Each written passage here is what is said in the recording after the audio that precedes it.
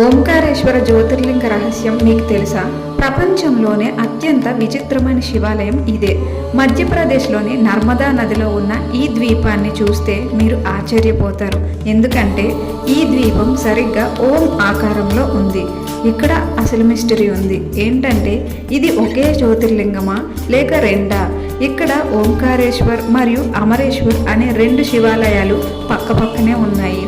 అలాగే భక్తుల నమ్మకం ప్రకారం రాక్షసులను సంహరించడానికి సాక్షాత్తు పరమేశ్వరుడే రెండు చీలిపోయాడని ఒక కథ.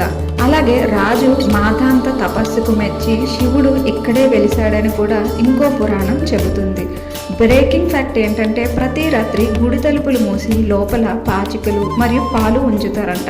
ఎందుకంటే ప్రతిరోజు ఇక్కడికి పరమేశ్వరుడు పార్వతీదేవి వచ్చి పాచికలు ఆడుతారని బలమైన నమ్మకం.